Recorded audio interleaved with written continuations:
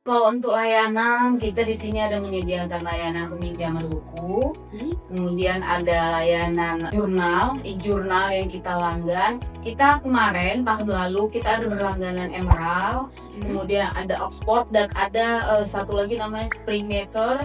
Dan tahun ini kita juga berlangganan Cambridge. Ada layanan repository. Repository itu memang menyimpan semua karya-karya dari mahasiswa yang sudah membuat skripsi, disertasi, dan tesis.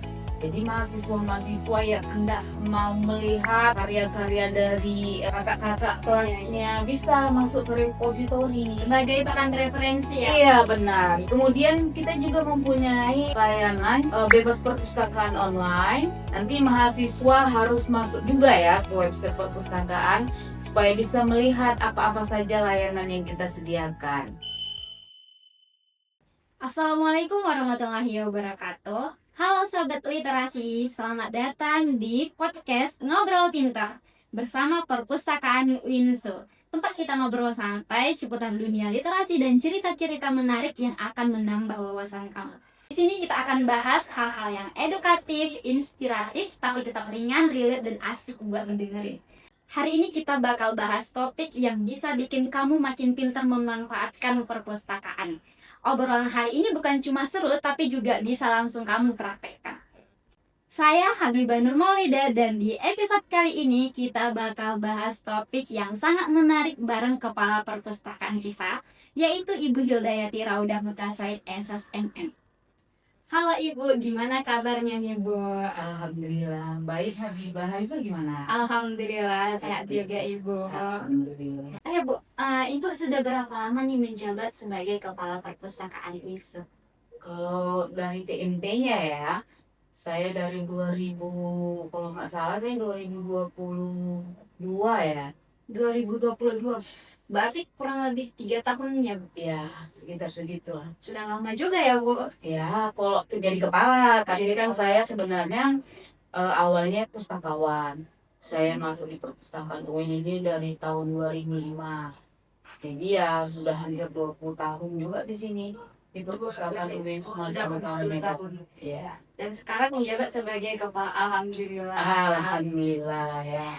Mungkin ada masanya, ya mungkin saat ini jadi kepala. Iya. Mungkin nanti tahun atau tahun-tahun berikutnya Hibah jadi kepala perpustakaan. Masya Allah. Amin. Ya Allah.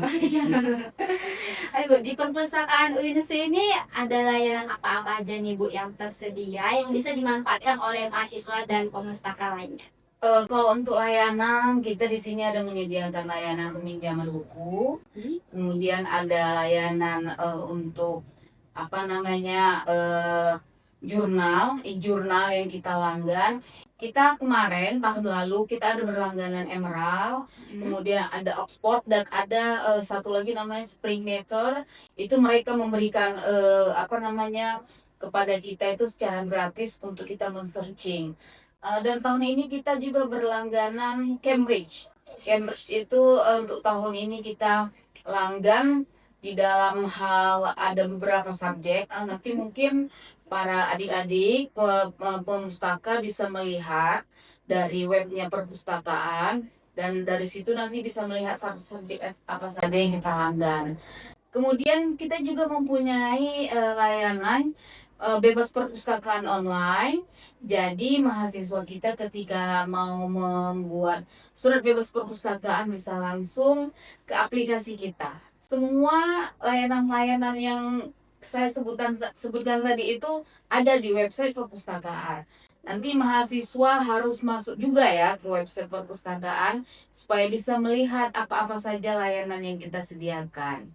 Mungkin ada beberapa hal lagi di dalam website itu, seperti nanti kita masuk ke halaman web untuk repositori atau layanan untuk mencari koleksi perpustakaan Habibah. Habibah kan sudah lama juga ya jadi mahasiswa perpustakaan, kemudian jadi pegawai perpustakaan UIN. Jadi Kak Habibah ini juga termasuk yang menguasai untuk hal-hal yang dilayankan di perpustakaan ini. Mungkin mahasiswa juga harus lebih tahu ya layanan kita itu selain kita juga mempunyai gedung perpustakaan, kita ada 2 gedung untuk sementara ini, ada di kampus 2 dan juga di kampus 4. Di gedung kampus 4 itu Tuntungan, di sana kita juga menyediakan ada beberapa fasilitas seperti kita menyediakan teater mini kita atau aula yang bisa dipakai untuk mahasiswa, dan banyak juga mahasiswa-mahasiswa kita yang memakai untuk kegiatan-kegiatan seperti himpunan-himpunan mahasiswa, mereka melakukan kegiatan-kegiatan di perpustakaan, dan aula itu termasuk aktif juga melakukan kegiatan-kegiatan dilakukan mahasiswa, mereka sering gitu memakai aula itu. Berarti aula perpustakaan itu sering dimanfaatkan sama mahasiswa-mahasiswa itu Iya untuk benar. kegiatan-kegiatan Iya. tertentu. Mungkin ada juga ya. Kalau dulu ada alumni-alumni UIN seperti ilmu perpustakaan melakukan kegiatan seperti pemutaran film-film, dan itu mungkin Habibah, ada beberapa alumni yang lain juga ikut serta di dalam kegiatan tersebut. Mau tampil apa kemarin di G30 SPK Iya itu ya. benar, iya. Dan nanti mungkin mahasiswa kalau ada yang berminat juga untuk melakukan pemutaran film yang bisa bermanfaat bagi mahasiswa-mahasiswa UIN, bisa meminjam aula kita, karena di situ kita ya termasuk seperti teater mini. Jadi kita menyediakan untuk fasilitas pemutaran film-film itu. Jadi nanti mereka harus maksudnya harus pakai surat dulu ya. Ya, Dulu ya. iya paling tidak kan ada suratnya yang menyatakan kalau mau memakai aula tersebut, karena kan kita nggak tahu nih, biar tahu jadwalnya siapa yang memakai hari ini gitu ya, supaya nanti Nggak bentrok terdata. sama yang lain Iya juga ya. benar. Nah, seperti Iya itu. betul betul. Dan mungkin ya mahasiswa kita juga harus tahu, kita juga ada layanan repositori, ada layanan Turnitin. Repositori itu memang menyimpan semua karya-karya dari mahasiswa yang sudah membuat skripsi, disertasi, dan tesis. Itu semua kita letakkan atau kita simpan di repositori UINSU. Jadi mahasiswa-mahasiswa yang hendak mau melihat karya-karya dari kakak-kakak kelasnya bisa masuk ke repositori. Sebagai bahan referensi ya. Iya benar, sebagai bahan-bahan referensi.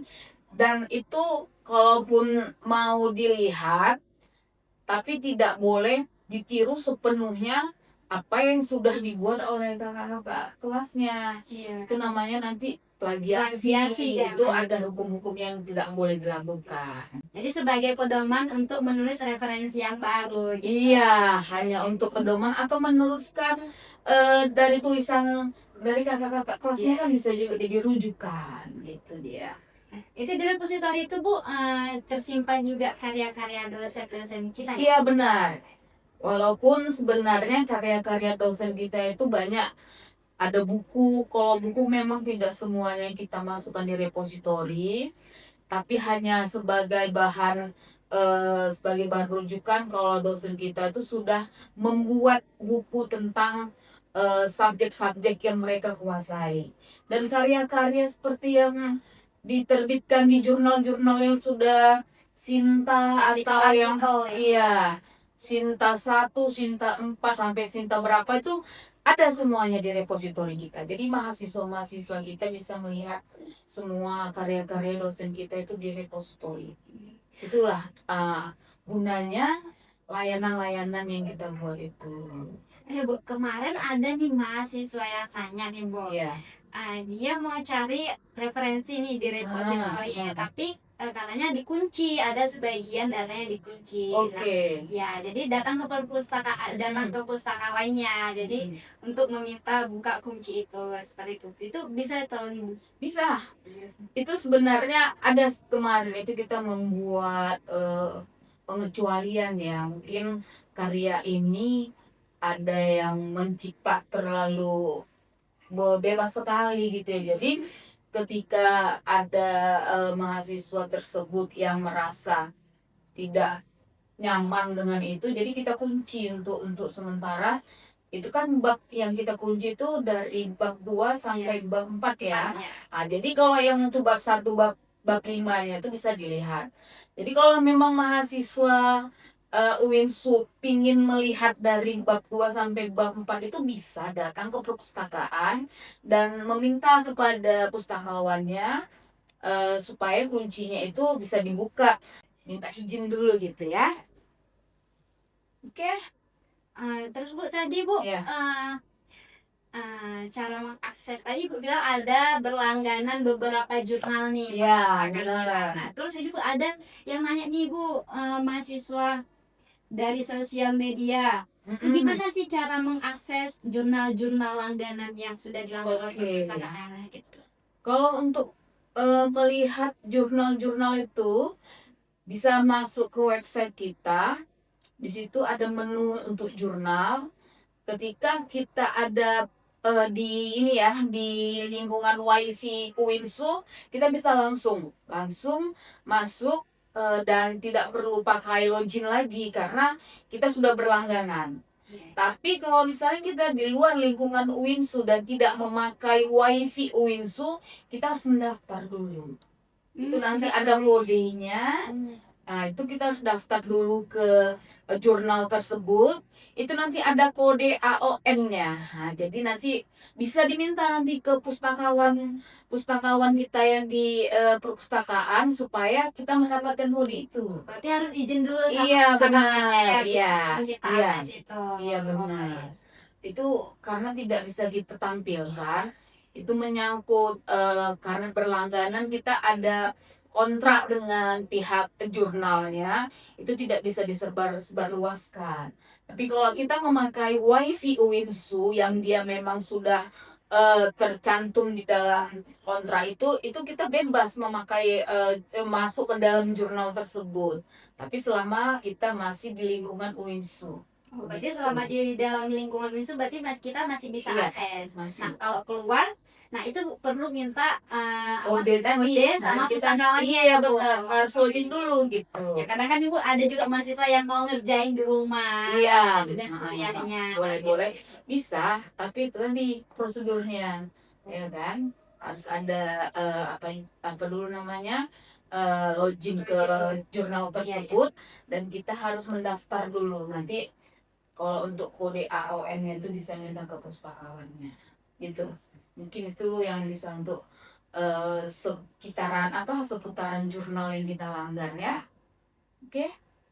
Bu, untuk pengunjung perpustakaan Ibu, ini terbuka untuk umum atau khusus mahasiswa UINSU aja nih Bu? Kalau untuk pengunjung itu terbuka untuk umum, mahasiswa atau masyarakat umum, baik di siswa ataupun masyarakat umum boleh masuk ke perpustakaan UINSU. Tapi kalau untuk masyarakat umum yang bukan mahasiswa UINSU itu hanya sekedar membaca saja, dia tidak bisa meninjau. Berarti yang meminjam khusus mahasiswa UINSU aja. Iya, benar, mahasiswa, dosen, pegawai itu boleh. Khusus institusi BINSU aja. Iya, benar. Terus Bu, kalau misalnya nih untuk isi data kunjungan Bu, data kunjungan itu mereka gimana Bu? Yang mahasiswa dari luar, yang orang luar atau masyarakat umum? Iya. Di perpustakaan kita kan memang sudah ada ini ya, komputer yang memang untuk statistik pengunjung itu ya. Jadi mereka tinggal mengisi aja. Nanti ada kolom untuk pengisian ID anggota, itu tinggal ketik aja namanya, kemudian untuk instansinya ya ketik aja di situ instansi dia dari mana, tinggal simpan tuh gampang aja gitu. Iya. Jadi kalau misalnya teman-teman dari luar kampus UINSU itu boleh berkunjung ke perpustakaan UINSU dengan mengisi data kunjungan, yaitu nama lengkap, ID anggota itu nama lengkap, terus institusi itu asal dari institusi teman-teman atau umum juga boleh, masyarakat umum gitu. Bu, kalau ada mahasiswa yang bingung tuh, kadang-kadang ada mahasiswa yang datang ke perpustakaan tapi dia bingung mau cari bukunya, yang mau dicari bukunya itu di mana ditempatkan di rak itu. Itu gimana Bu? Cara cari di apa atau gimana? Mahasiswa bisa masuk ke portal kita, portal untuk Slim yang khusus untuk searching ya. Nanti di dalam portal itu mahasiswa tinggal searching aja buku apa yang hendak dicarinya. Dan nanti di dalam portal itu bisa kelihatan posisi buku itu di mana, di kampus 2 atau ya, kampus 2 itu kan kampus Pancing ya, atau di kampus 4 Untungan. Nah, Di jadi dalam nanti kompaknya, searching dalam iya, kompaknya ya, Bu. iya nanti kan informasi tentang buku itu kelihatan tuh ketika mereka mengklik ya, mengklik buku itu, misalnya buku tentang sosiologi, diklik itu kelihatan tuh informasinya, kelasnya berapa, nomor panggilnya berapa, judul dan pengarangnya semua kelihatan. Dan koleksi buku itu terletak di perpustakaan mana juga kelihatan, tersedia atau sedang dipinjam juga Kelihatan juga ya, kelihatan. Bu. Iya. Jadi mahasiswa bisa mengetahui itu apa-apa saja yang pengen dia tahu tentang informasi buku tersebut. Itu nanti cobalah mahasiswa Winsu searching-searching ya untuk portal-portal yang kita sudah buat. Ini sebenarnya sudah lama juga ya ketika Ibu Rektor masih menjabat jadi kepala perpustakaan di sini, kita sudah membuat itu, sudah melakukan terobosan-terobosan alih data kita dari Slim, dari kemarin ke sebelum Slim itu kan kita memakai ada aplikasi ya, yang namanya itu GT Pustaka gitu ya. Kita sudah beralih nih ke Slim yang memang dia sudah menjadi apa ya namanya ya, banyak perpustakaan yang memakai aplikasi tersebut.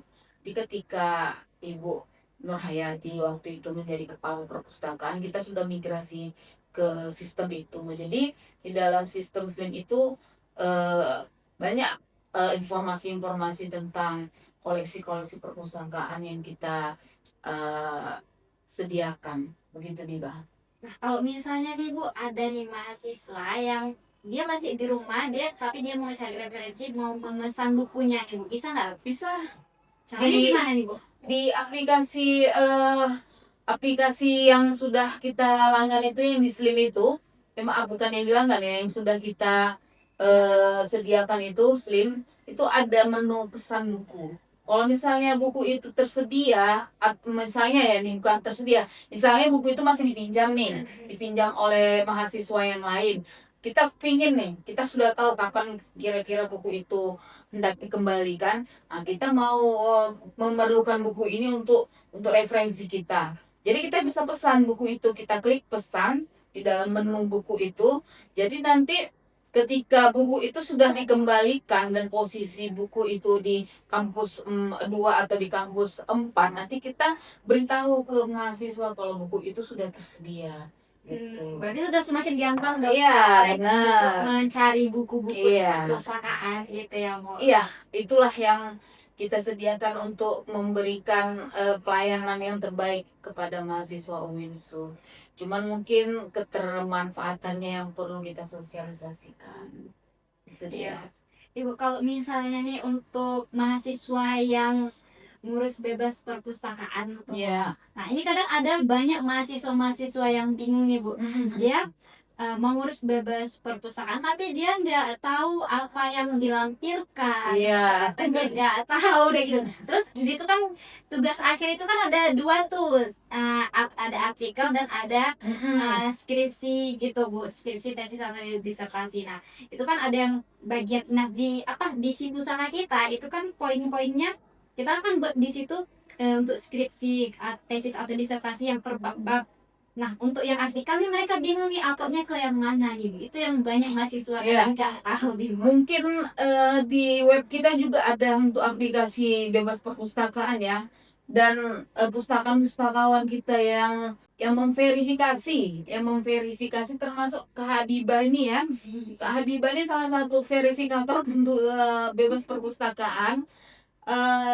Di dalam menu-menu bebas perpustakaan itu kan ada ya kriteria-kriteria yang harus disepakatin ataupun yang harus diikutin. Di dalam web perpustakaan juga sudah ada sebenarnya ya ketentuan-ketentuan bagaimana cara menguploadnya, bagaimana apa-apa saja yang harus dilengkapi.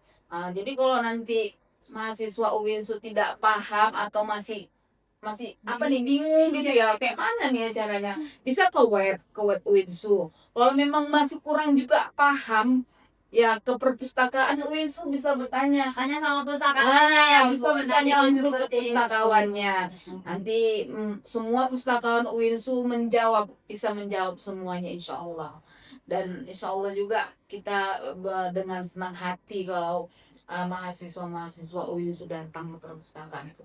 Kadang-kadang memang itu ya kendalanya ya. Banyak mahasiswa-mahasiswa kita itu tidak mau tidak mau bertanya, hanya mengupload dan tidak mau mencari nih apa kira-kira yang harus dilengkapi gitu ya. Dan saya lihat juga di aplikasi si pusaka tuh banyak gitu yang sudah diupload, kita tanggapin nih apa aja masalah-masalah, tapi mahasiswa itu tidak nanggepin lagi gitu. Jadi kadang-kadang sia-sia juga notifikasi yang kita berikan itu karena mahasiswa nggak ada feedbacknya, karena mungkin mereka pikir ketika mereka sudah mengupload sudah selesai semua masalah, padahal belum tentu juga. Karena belum di-approve ya, Bu. Iya, itu harus kita ngecek periksa dulu nih. Iya. Pustakawan memeriksa semua apa yang kalian upload, kira-kira sudah sesuai dengan ketentuan yang kita sudah berikan, baru kita verifikasi.